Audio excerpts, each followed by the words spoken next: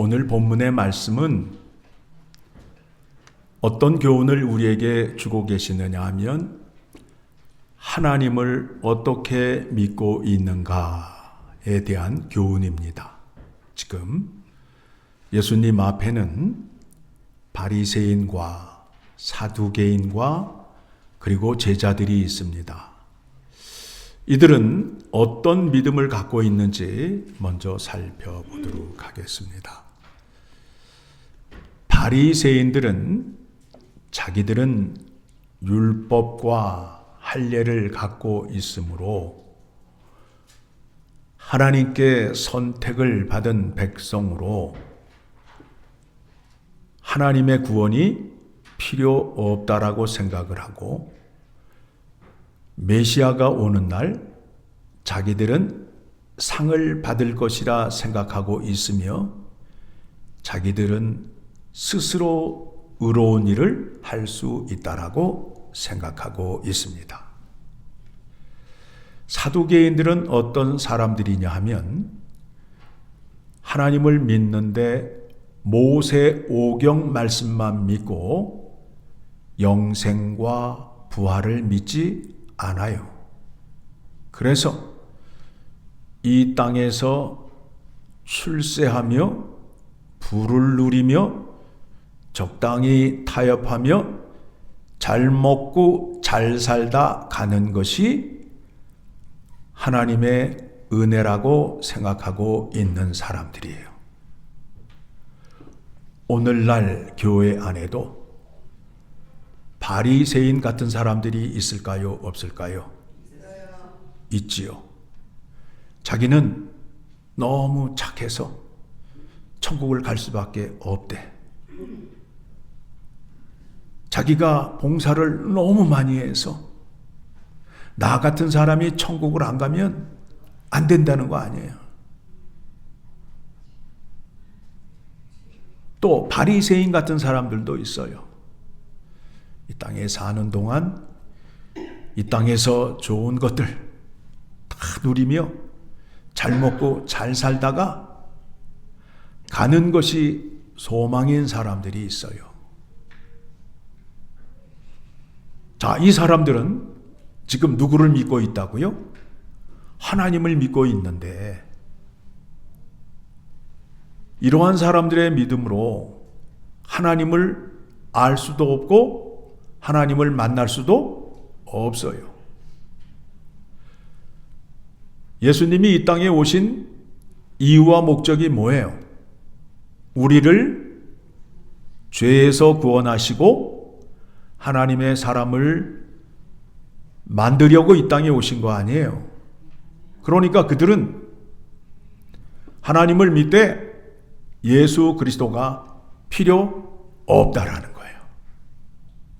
교회에 예수 그리스도가 없으면 예수 그리스도의 십자가의 죽음과 부활의 은혜를 사모하지 않는 교회는 교회가 아니에요. 그냥 먹고 노는 데예요. 놀이터예요. 놀이터. 자, 이 말씀을 하는데 제자들의 믿음은 어떠할까요? 제자들의 믿음은 지금 바른 믿음을 갖고 있어요? 잘못된 믿음을 갖고 있어요? 잘못된 믿음을 갖고 있기 때문에 오늘도 예수님에게 칭찬을 받는다, 야단을 맞는다. 야단을 맞고 있잖아요. 뭐라고요? 뭐라 그래요?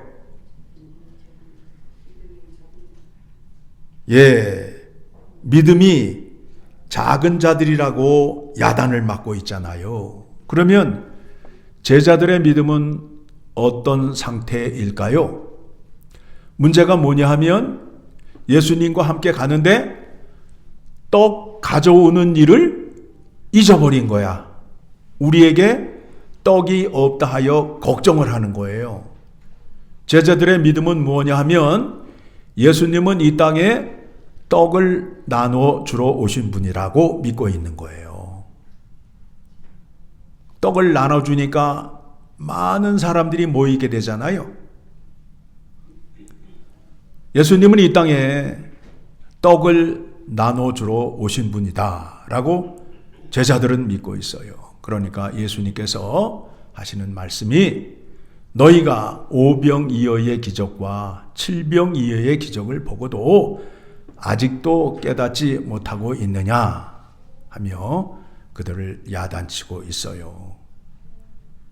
그 사건을 통해서 영생을 주시러 이 땅에 오시는 것 아니에요.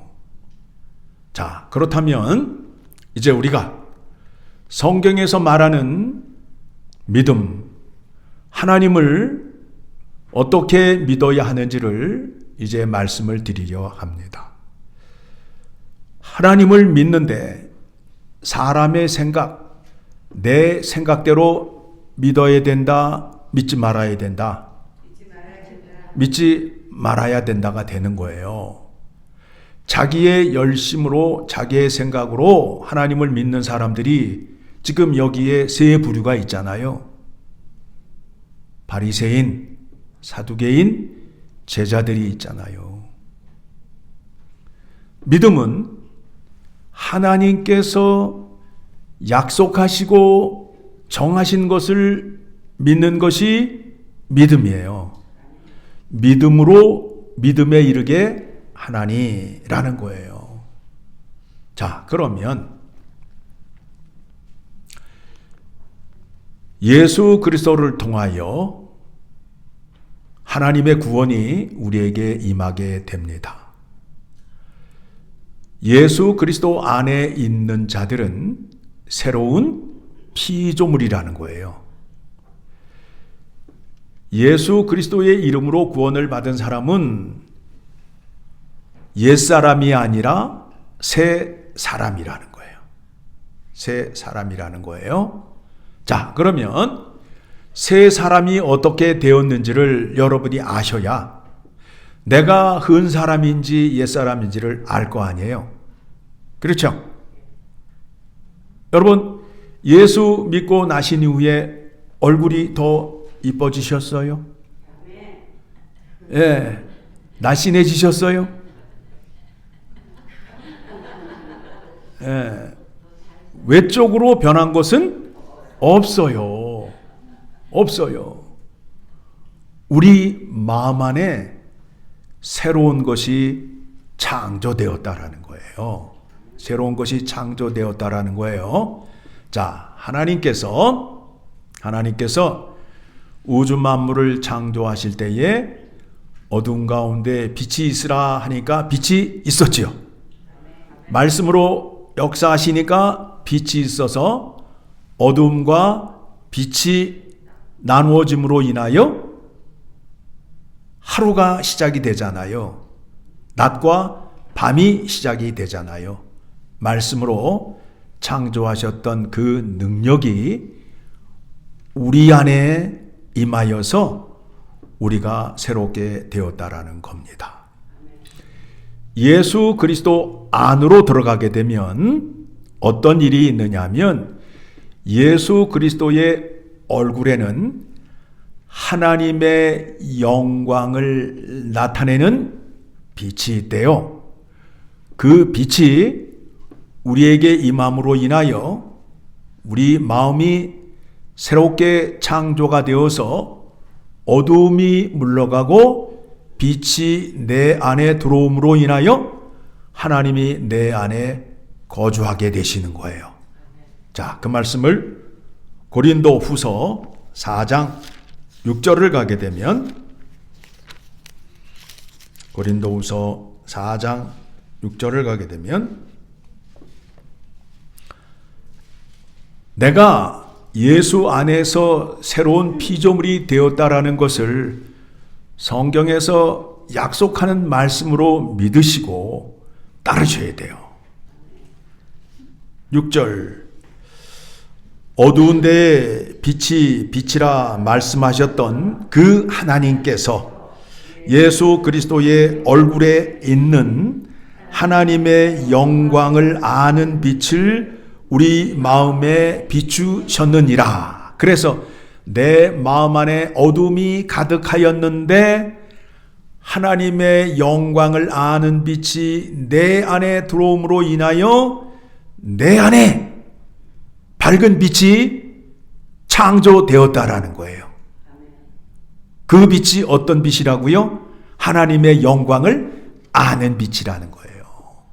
그래서 그 구원을 받은 사람은 하나님의 말씀을 들을 수 있고 순종할 수 있는 자리로 나아가게 된다라는 겁니다. 한 장을 넘어가게 되면 5장 17절에 고린도후서 5장 17절 같이 읽습니다.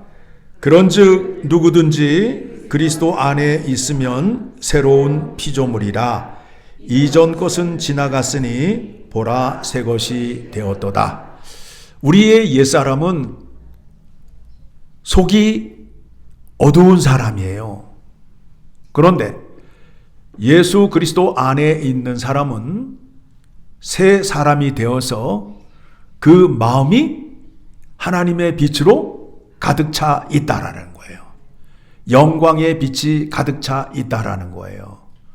그 빛이 비추게 되면 하나님을 볼 수 있게 되고 하나님의 말씀을 들을 수 있게 된다라는 거예요. 그렇죠? 거기까지 이제 이해하셨으면 그 다음 단계가 무엇이냐 하면 왜 하나님께서 죄인들을 구원하셨을까? 왜 나를 구원하였을까에 대한 생각을 하셔야 돼요. 오늘 설교의 주제가 무엇이냐 하면 하나님을 믿는데 나의 생각과 나의 방식으로 믿는 것이 아니라 하나님께서 이미 이루시고 정하신 방식대로 믿어야 바른 믿음이 될 수 있다라는 것을 확인하는 거예요. 하나님께서 우리에게 주신 구원은 내가 노력을 해서 얻었다 아니면 선물로 받았다. 선물로 받았다. 그러면 그 하나님께서 선물로 나에게 구원을 주셨는데 나를 구원하신 이유와 목적이 있다 없다? 있다. 이제 그것을 살펴야 돼요. 그것을 알아야 돼요. 에베소서 2장 8절입니다. 에베소서 2장 8절의 말씀을 보게 되면 같이 읽습니다. 너희는 그 은혜에 의하여 믿음으로 말미암아 구원을 받았으니 이것은 너희에게서 난 것이 아니요 하나님의 선물이라. 행위에서 난 것이 아니니 이는 누구든지 자랑하지 못하게 함이니라. 그래서 구원에 대해서는 자랑할 사람이 없어요. 나는 똑똑해서, 나는 얼굴이 이뻐서, 나는 봉사를 열심히 해서 구원을 받아서 자랑할 수 없다라는 거예요. 하나님이 선물로 주셨어요. 여러분 선물을 받으시고 돈을 지불해요? 아니잖아요. 그건 대가란 말이에요. 10절 그렇게 하신 이유가 무엇이냐면 우리는 그가 만드신 바라 그리스도 예수 안에서 선한 일을 위하여 지으심을 받은 자니 이 일은 하나님이 전에 예비하사 우리로 그 가운데서 행하게 하려 하심이니라.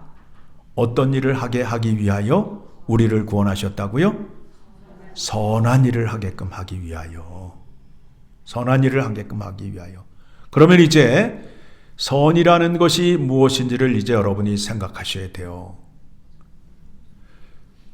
선하신 분은 오직 하나님 한 분 이외에는 없다라는 걸 아셔야 돼요. 하나님에게서만 나오는 것이 선한 거예요. 그렇죠? 하나님이 선하시기 때문에 하나님에게서 나오는 것은 모든 것이 다 선하다라는 거예요. 죄인과 악인에게서 나오는 것은 선하지 않다라는 거예요.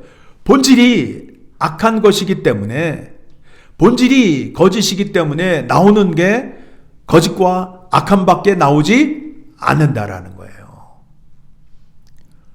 선하신 분은 오직 하나님 한 분 이외에는 안 계시다라는 것을 여러분들이 아셔야 돼요. 그래서 우리가 하나님이 살아계심을 세상에 증거하는데 어떻게 증거해야 된다고요? 어떻게 증거해야 된다고요? 하나님의 말씀을 순종하는 것으로서 증거를 하셔야 된다라고요. 예? 외치고 돌아다니는 것도 중요하지만 하나님의 말씀을 순종함으로 인하여 하나님의 선하심을 세상에 알게 하는 겁니다. 그 말씀 한번 찾아보도록 하겠습니다. 디모데전서 후서 다음에 디도서가 나옵니다. 디도서 2장 14절의 말씀을 보게 되면 같이 읽습니다. 그가 우리를 대신하여 자신을 주심은 모든 불법에서 우리를 속량하시고 우리를 깨끗하게 하사 선한 일을 열심히 하는 자기 백성이 되게 하려 하심이라. 권하신 목적이 선한 일을 열심히 하는 자로 만들기 위해서. 그러면 선한 것은 하나님에게서만 나온다. 그렇죠? 그러면 이제 하나님의 선하심, 하나님께서 우리에게 무엇을 선하게 하려 하시는지를 알아보려 합니다. 하나님의 약속의 말씀, 율법의 말씀을 두 문장으로 줄이게 되면 첫 번째는 어떻게 되지요? 하나님을 사랑하는데 어떻게 사랑하셔야 된다고요? 100% 사랑하셔야 된다고. 100%. 하나님은 질투의 하나님이시기 때문에 100%가 안 되면 질투를 내신다, 안 내신다?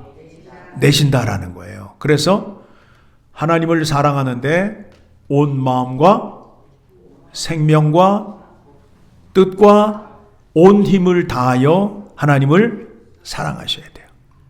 이렇게 사랑하셔야 하나님을 사랑하는 거예요. 그렇죠? 여러분 사랑도 해보시고 사랑도 받아보셨잖아요. 사랑이 부족하면 어떻게 돼요? 화나잖아요. 그렇죠? 이 인간이 나하고 같이 가는데 선글라스 꼈다고 옆에 있는 여자를 쳐다보면 어떻게 되는 거예요? 주먹이 날아가요, 안 날아가요? 날아가잖아요. 어디 나를 두고 옆에 여자를 째려봐 하면서 주먹이 날아가잖아요. 왜 그래요? 질투가 내 안에 있기 때문에 그래요. 사랑은 100%를 요해요. 100%를 요해요. 하나님도 마찬가지셔요. 그런 다음에 이웃을 사랑하는데 어떻게 사랑하라고요? 내 몸과 같이. 내 몸과 같이. 내 몸을 사랑하는 것과 같이 사랑하라는 거예요. 그러니까 사과가 있는데 좋은 사과는 내가 먹고 멍든 사과는 이웃에게 주면 된다, 안 된다? 안 된다라는 거예요. 안 된다는 거예요. 내가 먹는 사과를 이웃에게 주는 거예요. 그런 사랑을 하셔야 돼요. 그렇게 해서 비즈니스를 하게 되면 비즈니스가 잘 될 거야, 안 될까요? 잘 되잖아요. 내가 먹는 것처럼 음식을 만들게 되면 장사가 잘 될 수밖에 없잖아요. 그렇죠? 선한 일은 하나님을 전심을 다하여 사랑하고 이웃을 내 몸과 같이 사랑하는 겁니다. 자, 이 말씀도 요한일서 4장 20절로 가게 되면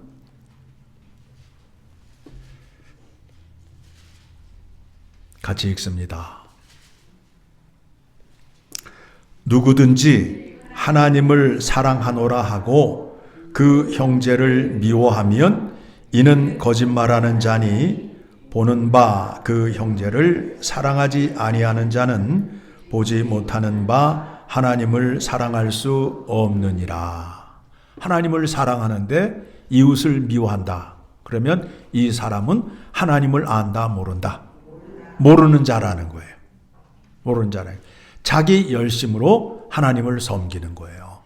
하나님이 원하는 믿음으로 하나님을 사랑하는 것이 아니라는 거예요. 아니라는 거예요. 여러분, 바리새인들이 얼마나 하나님을 열심히 믿어요. 그들은 일주일에 며칠을 금식을 해요? 이틀 금식하잖아요. 하루에 몇 번 기도해요? 3번 기도하잖아요. 우리보다 나아요, 안 나아요? 우리보다 낫잖아요.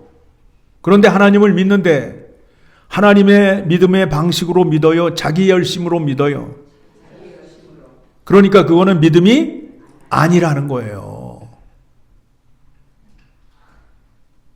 하나님을 사랑하는 그 마음이 없게 되면 그거는 가짜라는 거예요. 그래서 자, 손가락을 끼시고 고린도전서 13장을 가게 되면 그 말씀이 나오잖아요.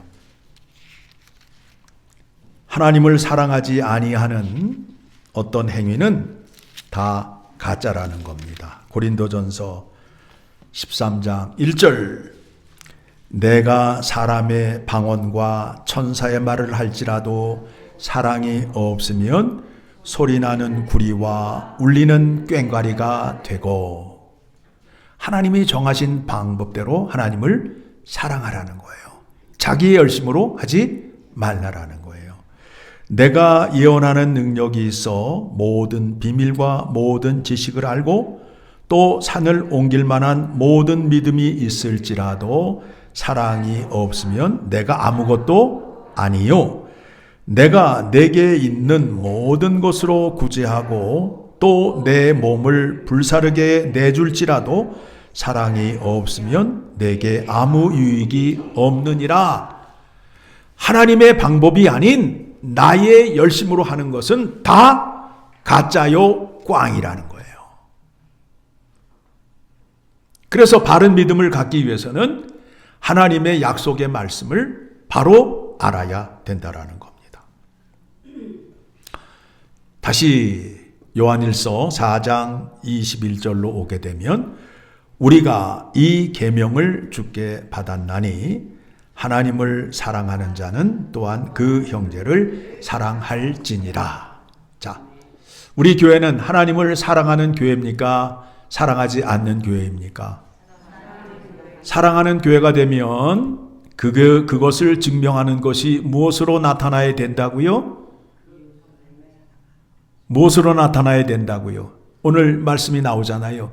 이웃을 사랑하지 않는 그 사랑, 이웃을 사랑하지 않는 그 믿음으로 하나님을 사랑하는 거는 진짜다, 가짜다? 가짜다. 그렇죠? 누가 이렇게 말씀하고 계시는 거예요? 주님께서 말씀하시잖아요. 내가 하나님을 사랑하는 것을 무엇으로 증명이 돼야 된다고요? 내 이웃을 사랑하는 것으로 증명이 돼야 된다라는 겁니다. 그 교회는 하나님을 끝내주게 사랑하는데 교회 안에 다툼이 많아. 늘 싸워. 그러면 그 교회가 진짜예요, 가짜예요? 가짜잖아요.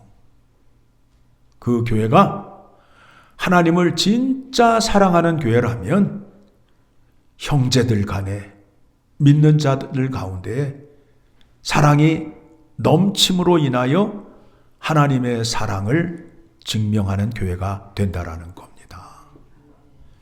이제 어떻게 하실래요? 우리 교회가 하나님을 사랑하는 교회라고 증명을 해야 되는데 그 증거를 나타내야 되는데 어떻게 나타내셔야 되겠어요? 어떻게? 바리새인들처럼 사두개인들처럼 떡 먹으러 모이려고? 아니죠. 하나님 말씀에 죽기까지 순종하는 교회. 이거는 내가 이해가 되어서 순종의 자리로 나아간다. 맞다, 틀리다? 틀리다. 이거는 누구의 명령이기 때문에 순종해야 된다?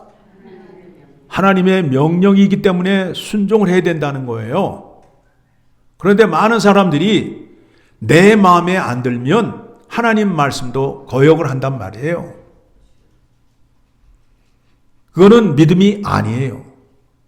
그래서 하나님께서 우리에게 첫 번째 덕목으로 믿음의 조건을 내세우는 것이 무엇이냐 하면 순종이라는 거예요.